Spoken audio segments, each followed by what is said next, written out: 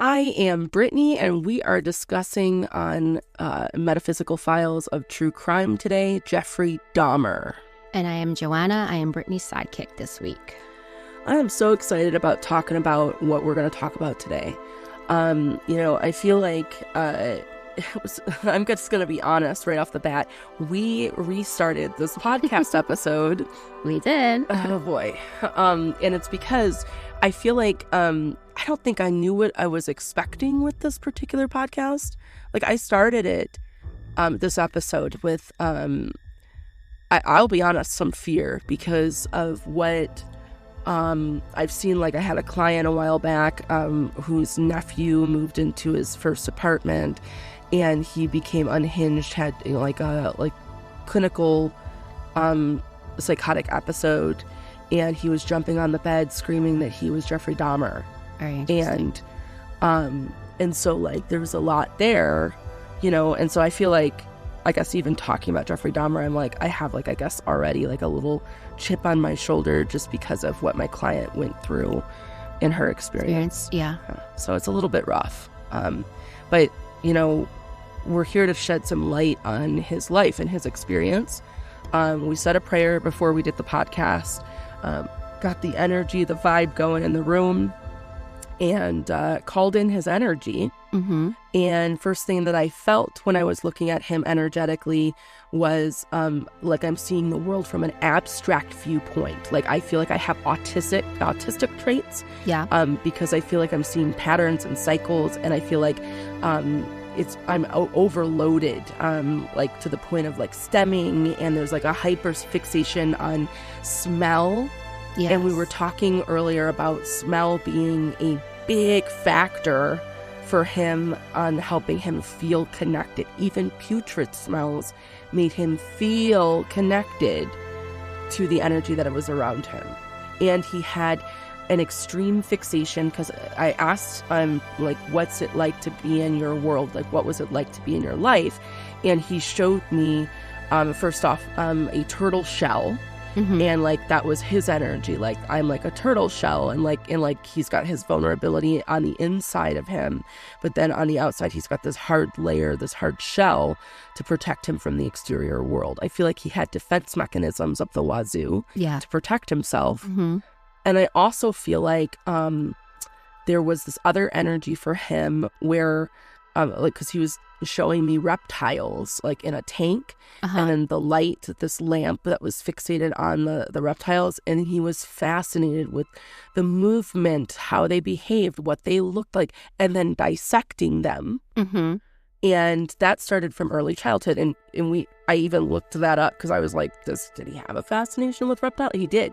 Animals and reptiles were a big thing. So I'm getting ahead of myself because I'm like so geeked up and excited about this.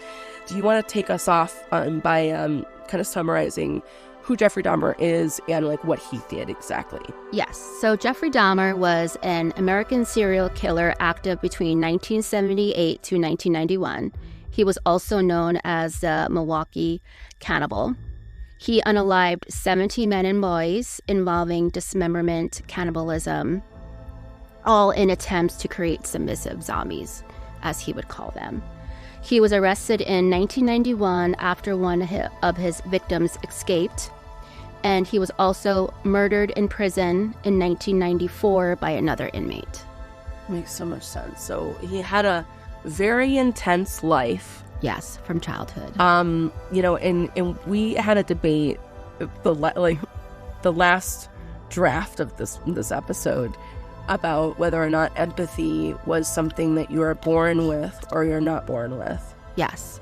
And you feel what exactly? I feel like you come into this world either feeling empathetic or not being empathetic. I feel like, yes, a person can be taught how to be empathetic, but I feel like it's kind of like learning how to ride a bike, right? Like, I need to push the pedals, I need to balance myself. And I feel like somebody who has to learn to be empathetic is kind of just going through the motion. They're not truly feeling those feelings. Okay, so I feel like empathy is something that is a skill that we learn in our life. And Right. I feel like every soul who has a human body form has the capacity for empathy if they so choose to develop that skill. Some, I feel, are born into families that have such high dysfunctional traits within the family unit that it causes a person to develop an extreme form of empathy or lack of empathy based in their experiences. So case in point, maybe a child is born into this earth and their parents are, very inconsistent and like sometimes loving, sometimes not loving. There's a lot of dysfunction going on and emotional dysregulation within the family unit, right? When that happens, then a child is going to either start developing fawning behavior, which would make them over empathetic, right? So they're feeling so much and they're wanting to protect one parent over another parent, and they're wanting to help them work through their own issues. So then they might start to empathize too much with their parent. So then it causes all these other behavioral issues, like in their early development, such as personality, disorders and things like that, because they were unable to have co-regulation within the family unit. Instead, it was a dysfunction and dysregulation constantly going on. Versus another child who comes in, and instead of them connecting with one family member over another, they instead just go inward and then kick, push, and shove away the emotional experience. And I feel like that's embedded in a couple of different factors here. Okay. Hear me out. Okay. Ancestral trauma. Okay. When there is a high volume of shame that a certain line, gender line within the ancestral trauma, I feel like that contributes to the lack of empathy that a male will feel when coming into this earth experience. Case in point, look at Jeffrey Dahmer's life. He came from, his whole ancestry is linked and riddled into every man from each generation having to buck up and be the man of the house, the blue-collar worker, the person that stands up and takes care of everyone else, and they have to put their emotions aside to handle everything for everyone else. I feel like he was born into a family where his mother had more narcissistic traits because she had, like we know, she had mental health issues. Right. I think she had a lot of narcissistic traits that were undiagnosed, and I feel that her mental health caused a immediate disarray of dysfunction within the family unit, because usually within a family that has a dysfunctional family, there's one person that needs to be more caregived than the other, so everyone else kind of falls to the wayside or becomes the side burner person to be taken care of, because they're not needing the emotional support like that person is. Like mom needed way more support, so she took priority. And then he also came from the society norm of like men stand up and take care of everyone, and it's like almost like I feel like he's coming from the generation that it's like the generation that was transitioning out of that 1950s or 1920s. The man is the breadwinner and the wife stays at home and takes care of the home and things like that. I feel like he was like part of that generation that was transitioning out of it. Right. So he had this mindset. It wasn't that he had no ability for empathy. It was that I feel that he had he was embedded in that mindset of, we don't feel this. You act like a man, right? And you behave like you don't show your emotions, you don't do this. Right? So that, coupled with what was already going on in his world, I think contributed to the emotional detachment. I don't think that he just didn't have that capacity or was born into the world without empathy. And I feel like that disrespects the life that he had, and that's why I'm so excitable about this right now, because but then I feel you think that disrespects him in that way. But you think too, like, he had a brother, and his brother grew up in the same conditions that Jeffrey Dahmer did, right? Had the same parents, had the same upbringing, went through the divorce, And then it's like, why was he not a serial killer as well? How does he have more empathy and a knowing of right and wrong over Jeffrey? Well, think about it this way. I was a sibling. You were a sibling. Mm-hmm. Every single sibling that grew up in the exact same household had a completely different experience, even if they were born around the same time. Like me and my brother, we were literally born 2 years apart. Like that is pretty much having the same experience with our parents, but we both got different experiences with the parents. And that's what makes a dysfunctional household. Is that the parent favors one child over another. Right. Because one child is more easy than another, I guess you could say, quote unquote. Right. Less emotional. Less emotions, less needs, and the more that a child has needs, the more that it becomes priority, and then it becomes something that's difficult to deal with at times. And so then the other children will feel that lack of emotional support, and they're going to all have completely different experiences with each parent who's going to love them based in whatever their conditioning was prior to having that child in the experience. Yeah. So does that make sense?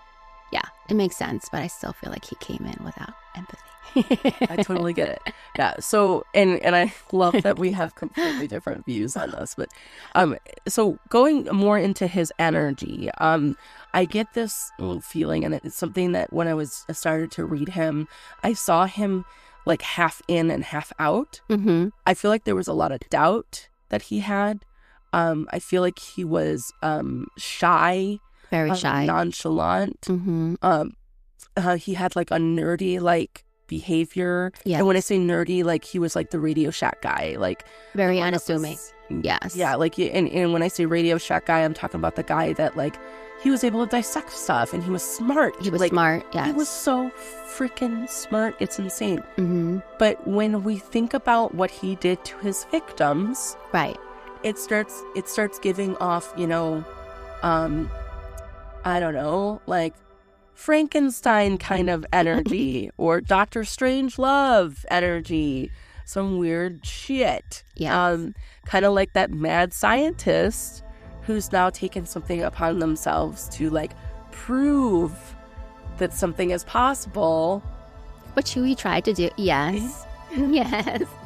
And I think he had so many victims because he was so unassuming, because he came off as this shy guy who was just maybe a little odd, a little different, but intelligent. And I think that when Jeffrey Dahmer was convicted, that's what also led to such a different view of how we look at serial killers and what they look like, because everyone's like, oh, this guy was just so unassuming. He looked normal. He was shy. He was, non-threatening. So I think that also led into this change of what actually is evil, I guess. Well, and I think, and we were talking about empathy, before this, we were kind of debating about it. And something else that came up for me, first off, I feel like he was misdiagnosed. Like, I don't think that he actually had borderline personality disorder. I think he had bipolar disorder, only because energetically, when I'm looking at him and I'm feeling his energy and I'm experiencing everyday life like him, his emotions were not a wide spectrum of like feelings from like, and like it's interesting because a person with borderline, they go from like anger to sadness to happiness, all within like an hour, like at extreme emotion swings like that. And then by the end of it, they could feel completely different, and their perspectives are just like wild, and they're really animated because they feel things so deeply, and they're empathetic, usually. A person with borderline, and there's like 4 different types of borderline. And I feel like on one of them, there can be more narcissistic behaviors, meaning he could have been on the, like, displaying some of the borderline traits. I just feel like he had more autism and more bipolar, because he had more of like an extreme like manic episodes that would happen. And he could go from one emotion to another, but not like the extreme of a borderline.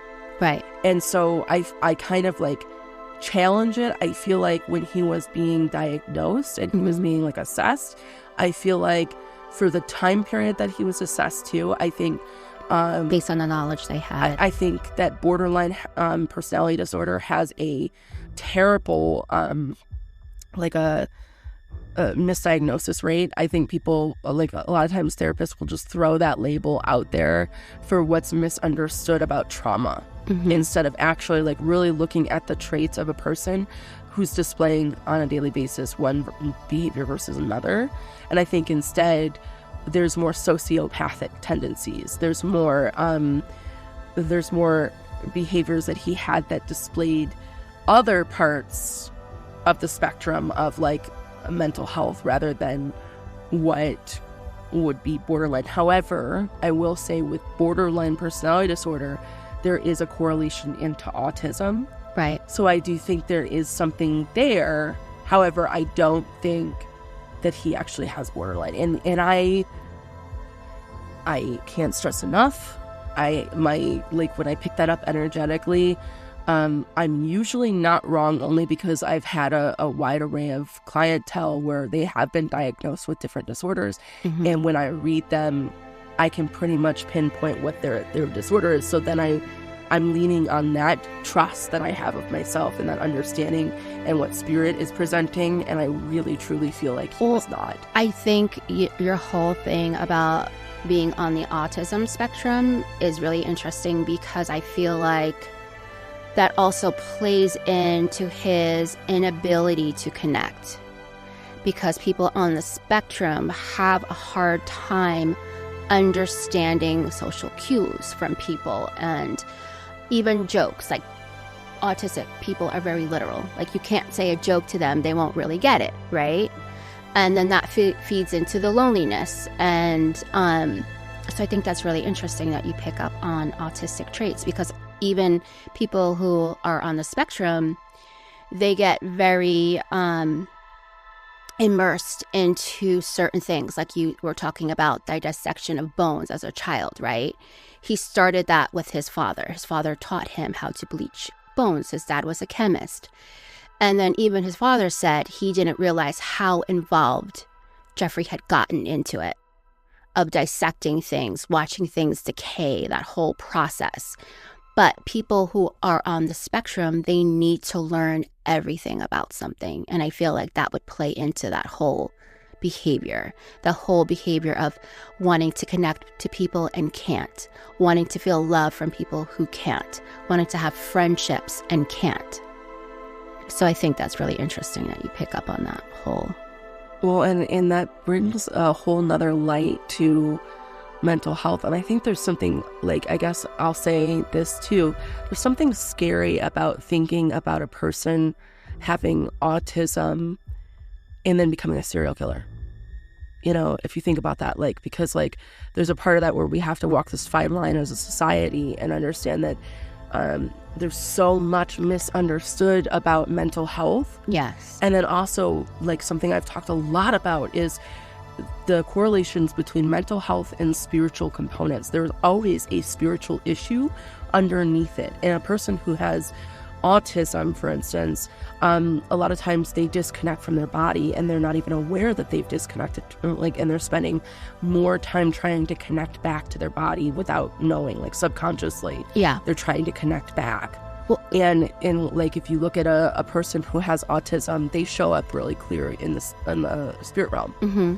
And usually a person who shows up in the spirit realm while they're still alive, either one, they're going through a transition of life, either two, they are on, some sort of altered substance that's causing them to show up, or number three, it's because they have mental health issues that cause them to disconnect from their body and disassociate. And so there's a significance of him disconnecting on that kind of level. And when we talk about that, it kind of just blows open a whole rabbit hole. Yeah. Because then it takes the evil right out of his actions, and it makes you go, wow, this man went his whole life not being able to get mental health support. Yeah, he had none. And he developed these coping mechanisms that were violent towards his victims. Right. You know, and one would have to say, wow, like, what does this teach us as a society about how much importance we need to put on mental health? Yeah. Yeah. And to go back to what you were saying before, as a parent to an autistic child who's nonverbal and disconnecting from themselves, I think that is something that does happen, because I feel like people who are on the spectrum have a hard time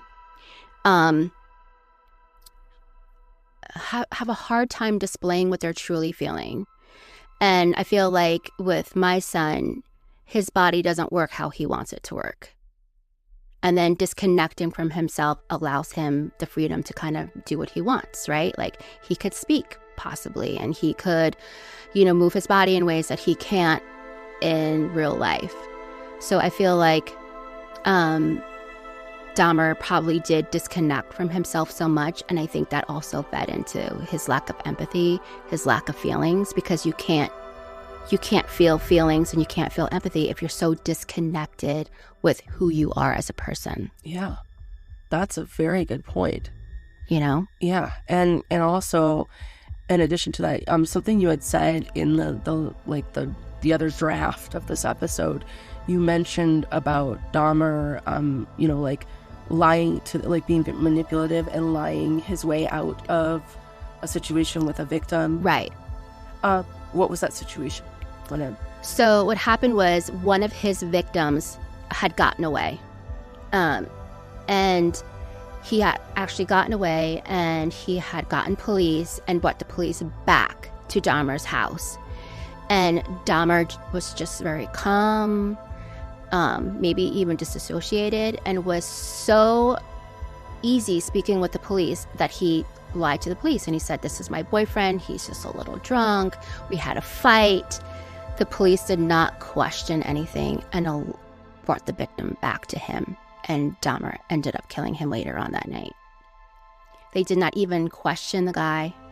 They thought, because he was drugged, and they just thought, oh yeah, he's drunk. They didn't even check his ID. The victim was only 14 years old at the time.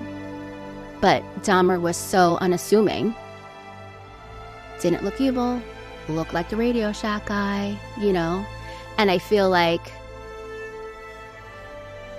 So interestingly enough, I feel like when we're talking about that event where he manipulated and he was lying, I feel like he truly in that instance believed that victim was his boyfriend. I get the whole impression that he didn't sit back and think he was actually lying. I feel that he was that detached and that warped in thinking. Yeah. That his perspective was completely that was the reality. Which could be, because I feel like he had an ownership. He felt like once the victims came back to his house, he was then in ownership of this person, which I think would make sense of this is my boyfriend, I own him. And if you think of the other side of that, I've talked in past episodes about, the victims, why would a person draw in an energy that would happen, that life would happen that way? Because we choose before we come to Earth, how we're going to pass away and what the exit plan is going to be and what our life is going to, consist of. Mm-hmm. And so why would a victim end up having, a serial killer kill them? And so one would factor in a lesson, an experience in self-worth, but it's more of an extreme form of self-worth. If you think about it, we're talking about someone, the act of killing someone from a spiritual standpoint is robbing somebody of their life force. You're trying to take their life force to feel more power. Right. So in a way, a lot of the people that he killed had an issue with their own power and their own sense of self and self-worth. And there's even studies done, I don't know this woman's name. She did, she's been on a series of podcast episodes, and she does, all this, she was a motivational speaker now. She was originally a Secret Service agent, and she did several terms for different presidents. And she talks about how there's been studies done about why a criminal chooses specific people. Right. And there's a whole thing about their body language, about their energy level, and all of that correlates into what they're thinking about and what they're feeling about themselves. And so it's on a regular basis, we're displaying that energy that then is being, transmitted and received by somebody else, who then, may or may not have a contract with us to commit a certain act. Now, that said, just because there's a contract written within the stars for a certain behavior to take place, or a certain action or a certain exit, doesn't necessarily mean that a soul is going to fulfill that particular contract, meaning they're not destined to end up in that situation, which means that you can choose to be different. Right. And behave in different manners, such as shifting out of self-worth issues and changing the way that you see yourself and changing the way that you understand your power. I think part of the reason Jeffrey Dahmer picked some of the men he did was because, as you know, Jeffrey Dahmer struggled with his homosexuality. He wasn't comfortable with it. He was taught at a very young age that was not okay to be a homosexual person. And a lot of the men that he met were from gay bars, were more openly gay than he was. And it was also kind of like a punishment. I feel like, well, this man can live openly and I can't. And I also think that that because of these men were from the homosexual community, it brought light about how these people were treated, because all these people went missing, all these people were murdered, right?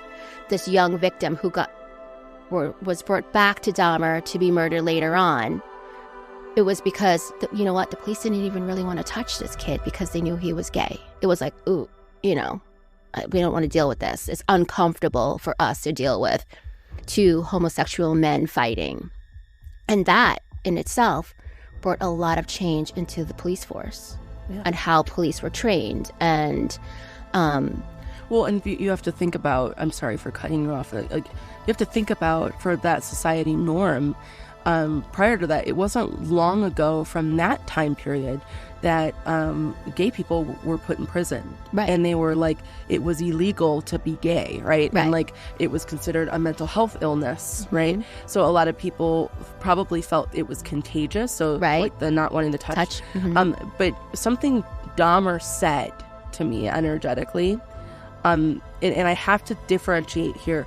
I'm pulling from his energy blueprint, meaning his energy signature of what he was like on this earth right now versus what he evolved what he's evolved past, right?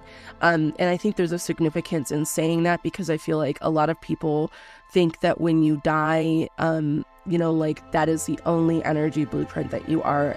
And we have to understand that from a universal standpoint, we are so much greater in our ability and our capacity of knowledge and understanding, that we're evolving, and it's all interconnected in and of itself. So right at this moment, I was pulling from his energy blueprint here. The capacity of understanding he had was riddled in shame. So riddled in shame that every action that he took on this earth embodied the energy of shame. Yeah. And I say that because there's a feeling of, I don't belong here. I want to cry, just thinking about this. Empathetically, I am connecting to his energy. what it was like to be him, I didn't feel like I belonged anywhere. Right. I never felt like I was good enough. Yes. I wasn't lovable. Right, which he felt like he had no love. He felt lonely his childhood. He didn't have... he had a father who was very absent. You know, he was a chemist and he worked all the time. He had a mother who stayed at home, but who had extreme mental health issues and was neglectful to her children. And so he didn't feel connected to any of his parents. He didn't feel like he received love anywhere. And a lot of what he did when he unalived these men was because he wanted to have that feeling of love that would never leave him. It was wanting to feel connected to something that would not leave, because he always felt like he was abandoned. Yeah. It just gives a whole new perspective. Like, even talking to you about this, my whole perspective now is different even about what I know energetically. And it's because of thinking about, in terms of, you know, Dahmer having more spectrum issues. Yeah. And then knowing your nonverbal son and how he, you know, sees the world, and how hard it is, even on a daily basis, for you as a parent to connect to him. And how much, like, there wasn't information back then. It just makes me feel so sad. Right. For, you know, his, you know, entire life and the experience that he had in like, for what was normal in that society. There wasn't information about people on the spectrum, and there wasn't information about, you know, like, now we have, like, so much more information, and then even holistically, we have new understanding. Like, you could telepathically connect to your son, you know, who's nonverbal. You can talk to his higher self. You can, like, and there's techniques and ways that you can do that in real time so that you can understand him more. Right. And it's like, that was never done. What could have been for Jeffrey Dahmer had he had a different parent? Right. Understood that, or had he grew up in a society where the spectrum information was provided? And how wonderful is it that we have these really, honestly, infamous examples of, you know, mental health, of serious issues that are manifesting. And right now, actively, I think in the United States, there's like 1,300 known active serial killers. How many of them have no mental health support?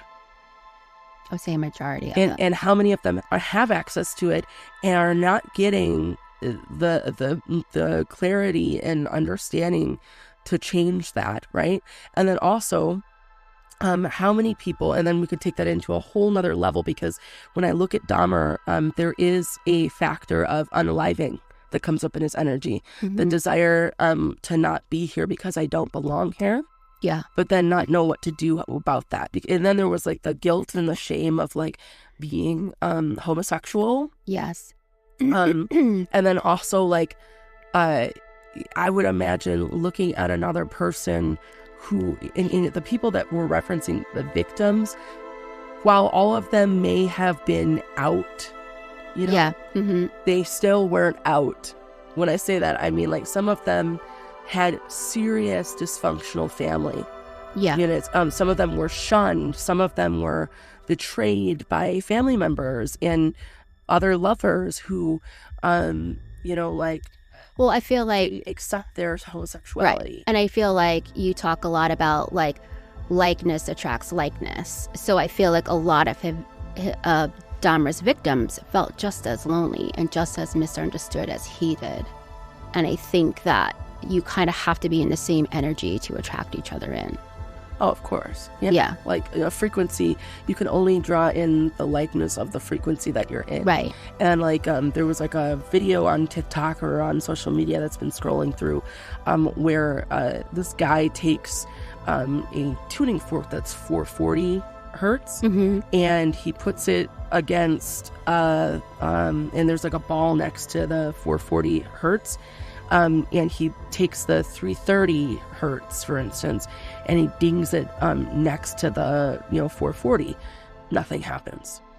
And it's because it's two different frequencies. But he puts the same exact tuning fork that's the same hertz frequency, and he dings it, not even touching the tuning fork. And then the tuning fork immediately starts moving the ball that's next to it, which indicates frequency will only be activated in the likeness of the energy. And it doesn't mean you're stuck, right? Because the law of perpetual transmutation of energy says that all energy is changeable, transformable, and no energy can be erased. So that really does mean that you're not stuck in 1 hertz of energy. Right. You just need to learn to shift to a different energy or a different frequency. So in essence, some of the victims could have potentially not been a victim to that. And think about now in society, how many people probably have averted completely, ending their life or losing their life in different ways because their frequency changed. It shifted. Or like the kid that is blasted all over social media, he was born on September 11th, and he happened to come when he wasn't expected, and his dad called off of work. And his dad worked at one of the World Trade Center, and just happened to have like these like synchronized events that occurred within the same synchronized event that caused a shift of behavior, or like the flight attendant that called out of work. Like there's like so many of those scenarios that we can think of, or like even like now we have like the DC crash that happened, just recently. I believe one of the flight attendants called out of work that day, was supposed to be on a plane, or like somebody changed their flight because they were like, they decided at the last second they wanted to do something different. Their frequency was not in the alignment of that flight, meaning that it was different from the energy of what they were supposed to be in. So there's so much hope that we can get from. But then it also has consequences too. Yes. Oh, explain that. My consequences, Joanna. I mean, like, then survivor's guilt comes in, right? Especially for that flight attendant, because then someone's life still was lost. Right. But think about this. Whenever there's loss, something is gained. There's always something gained. For instance, you have a child who survived cancer. Right. You've known countless families who have lost a child due to cancer. And we have guilt over that too. Right. Yeah. Survivor's guilt, right? But here's the factor. What you gained from that is something different from what, say, I would gain, right? Because I didn't know your family. I have never had a child who has, fought cancer and lived through cancer. I've also never had a child who's died. Right? I've never had a child. Right. So my whole perspective in my world, I'm not going to understand that truth that you understand, right? But within that, there's a lesson to be experienced. Whether you lose something or you gain something, you're always gaining it. Does that make sense, what I'm saying? Yeah. And so in essence, what does it drive you to do as a result? Being a survivor of that. Yes. What does it move you to do?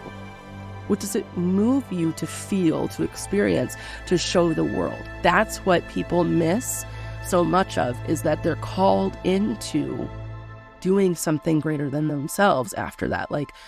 Think about all the families who've made these powerful foundations. Right. Because of the loss that they experienced. Right. Or, one of my clients who has decided to start fostering children because of the loss of her son unaliving himself.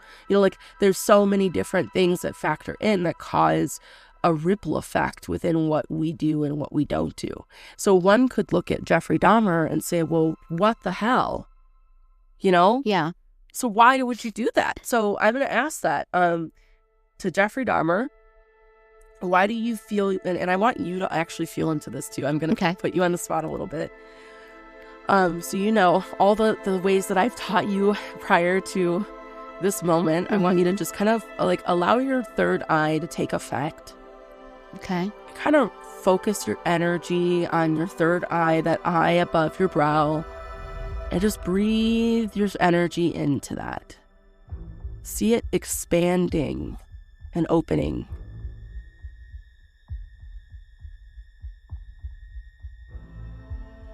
And allow it to bring you clarity and understanding. When I ask this question, why do you feel, and we're talking to Jeffrey Dahmer specifically, why do you feel you committed acts like this?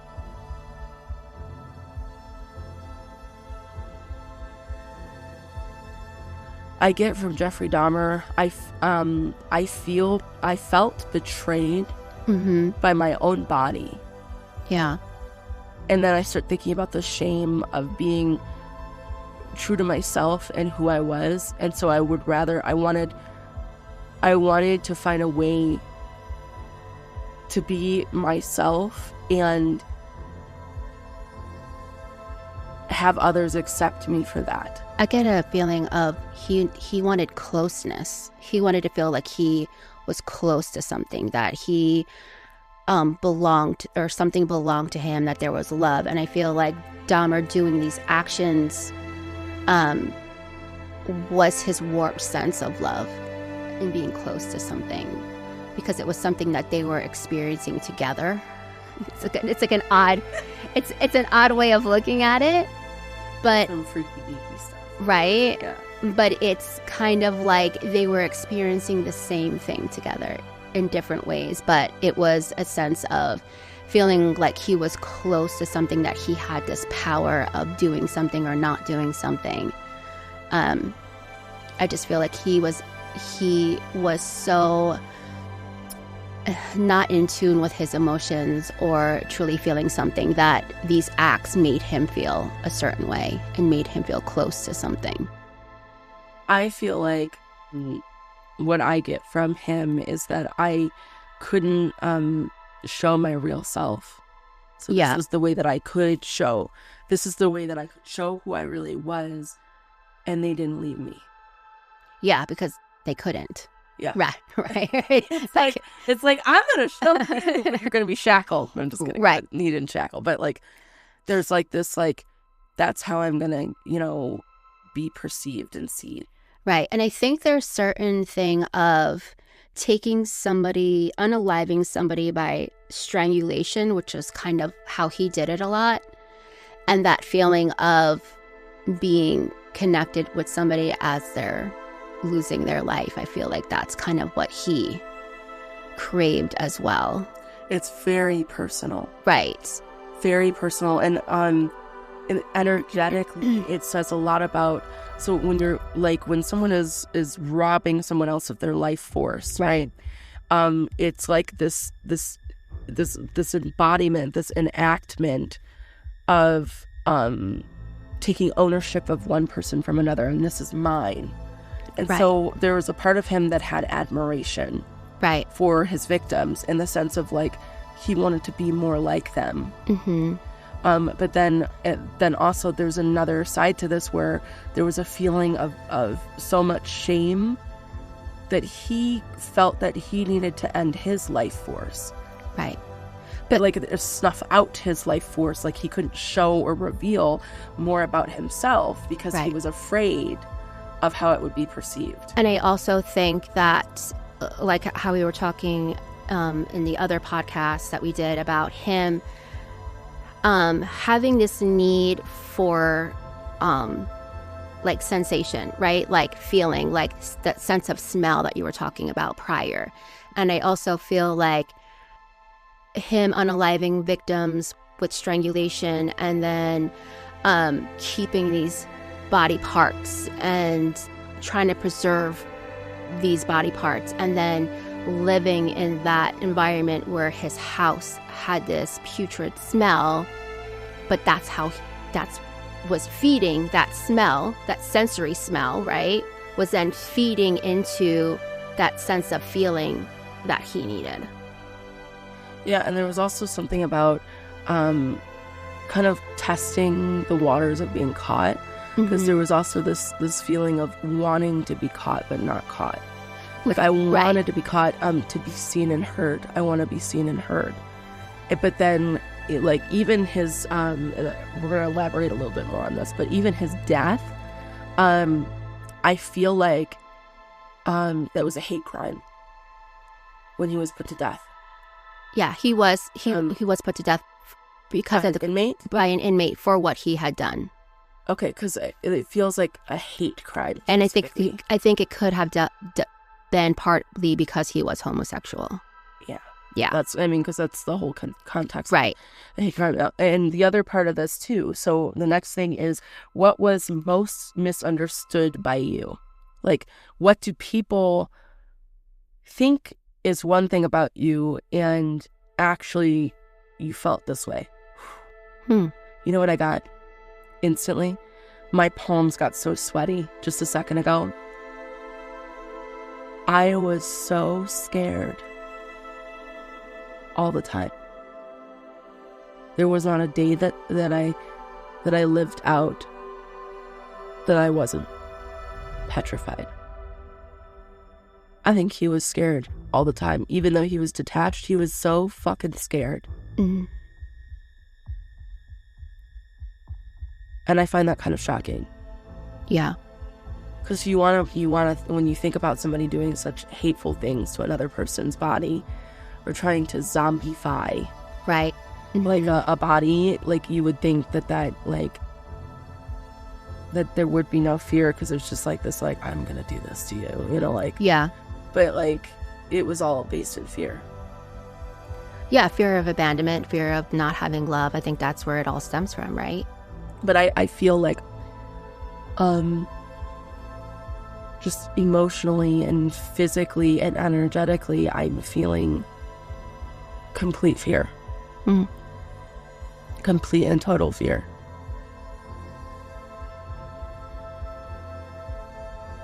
And I feel like he felt more connected than he actually realized he was connected. But he didn't know until he passed away how connected he really was. Interesting. Yeah. What about you? What do you feel? What's misunderstood about him? Energetically, what do you get? Energetically, I feel that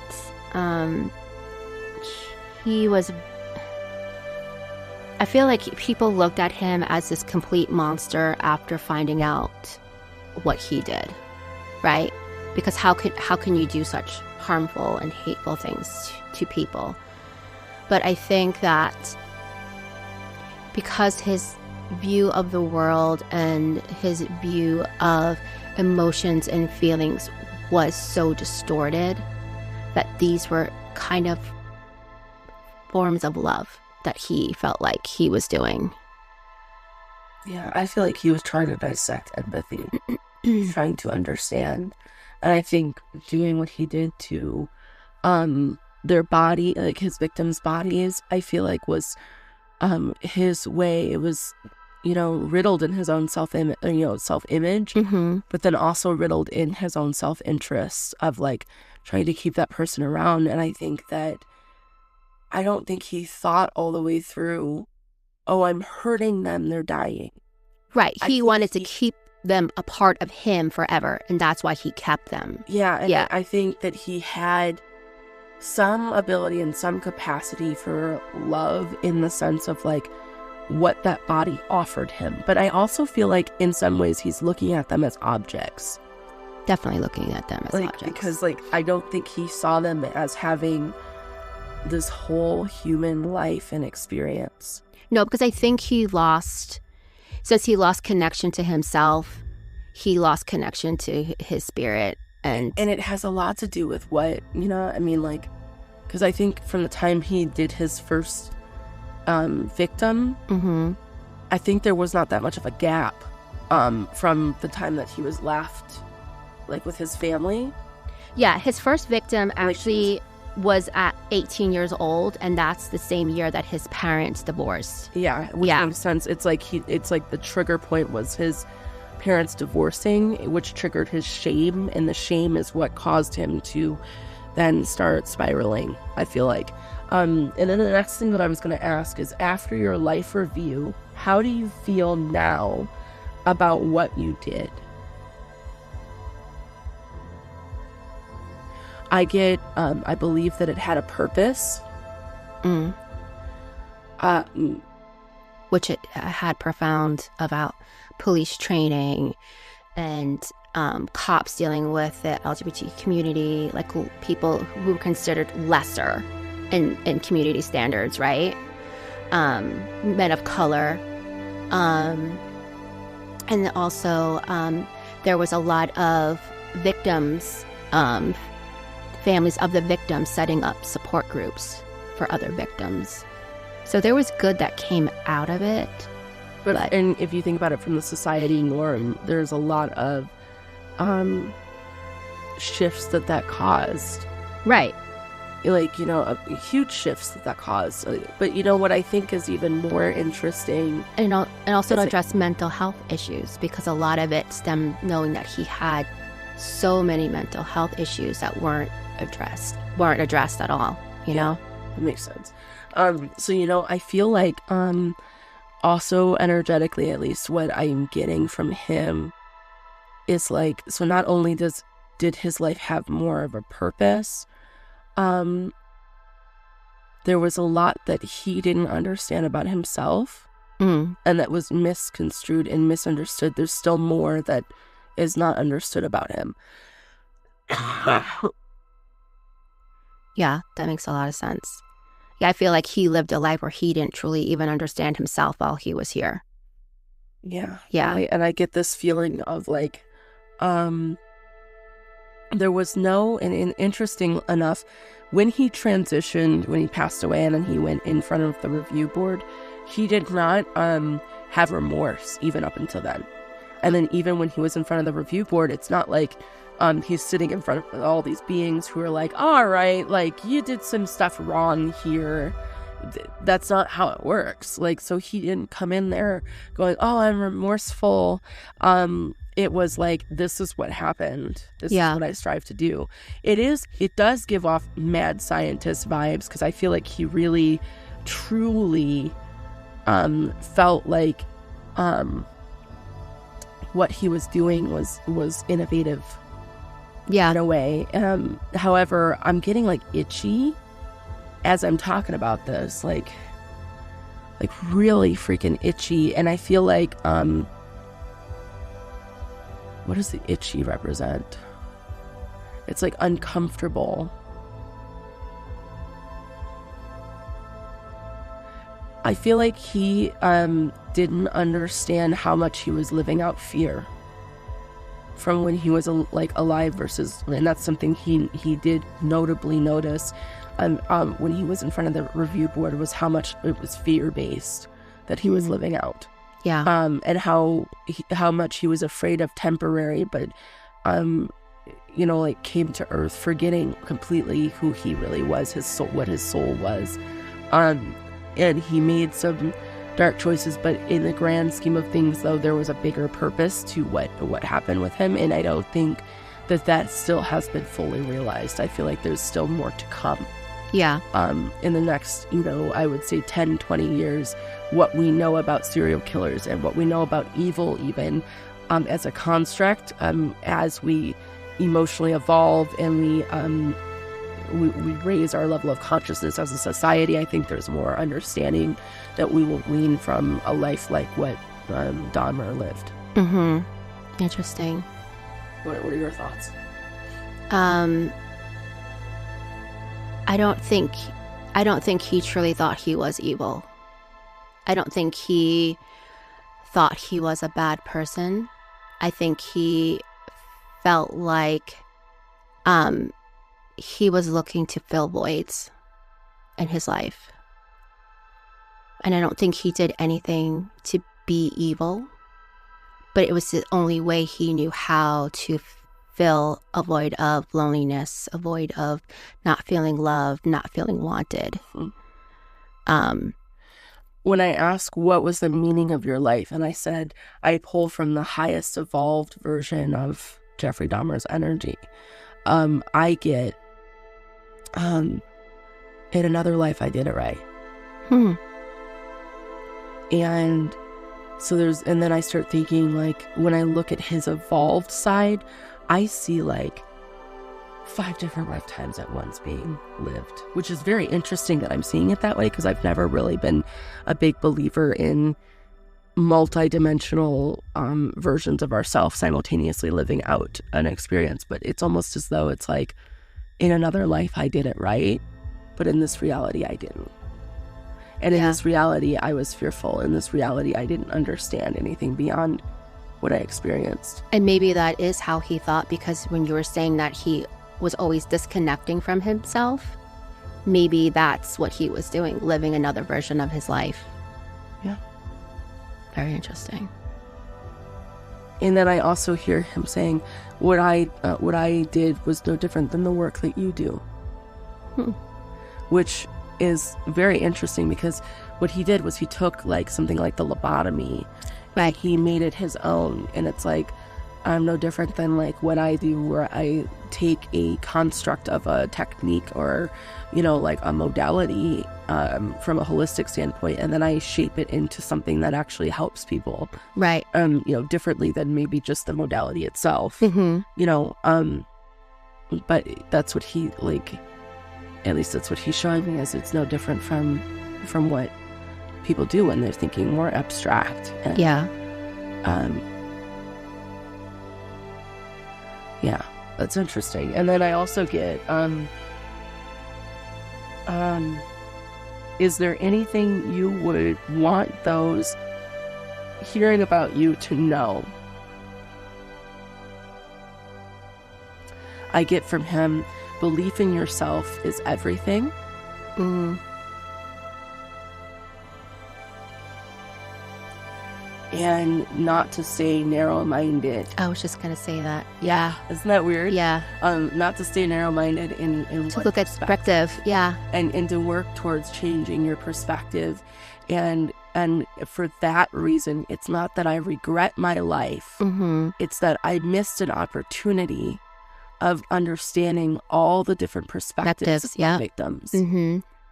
And my victims had their own power that could never be snuffed out. I almost want to cry thinking about how I view it now. I have nothing but gratitude for my victims, for what they showed me and what their power was. Their power was so great. It was magnificent. It was beautiful. It was something significant in this world, and it was cut short by my fear. Yeah. And if I had allowed that to go on, I would have had some beautiful, flourishing relationships. And so what I would love for my users, I don't know why I just said users, kind of creepy. Right. What I would love for my subscribers to hear from, and he's saying that more on the grand scale of anyone who reads about me or comes to know of me, what I want them to know is that they are far greater than they can even imagine, and to not sell themselves short on a limited perspective. Yeah. Thanks. And that there's always another choice, there's always another option, there's always something new to be gleaned and seen, and go out and live it, breathe it, and let this life be something that completely alters your perspective. Dissect it to its entirety. No pun intended. That's really interesting. Yeah. I totally get that. And that's what I got too. Like, he wants us to look at things from a different perspective. Don't stay stuck in one perspective. There's always a different version of the story playing. Yeah. And then he shows me the reptiles, like how their eyes were positioned at different angles that were in alignment with their species. Mm. And then the fascination that he had with that, because they were seeing a different perspective than what us humans see it when it's straightforward right at the front. Right. Versus on the sides and the, like, seeing our peripherals. I also feel like he was extremely spiritual. Like, when I say that, meaning like is extremely what's that word? Esoteric. Like he had a whole side to him that was not revealed. Meaning like he had intuition. He had that connection, and he didn't even realize how much he had that connection. But that connection came in handy with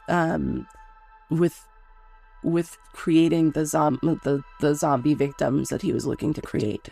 That's really interesting. Yeah. See, I would think he would lack spirituality to be able to do what he did. There was part of him when he was alive, though, that I think was more atheist, or more like very not in the belief of God. However, like from a spiritual sense, like his abilities, he used them all the time, and he didn't know how spiritual he was until he passed. Very interesting. Yeah. Would not have thought of that. There was a whole thing about appreciation and gratitude, though, for his victims. That is a whole nother layer of energy that is felt. Yeah. Is this the first time you felt that tapping into? Yeah. Wow. Really interesting. A lot of fucking gratitude.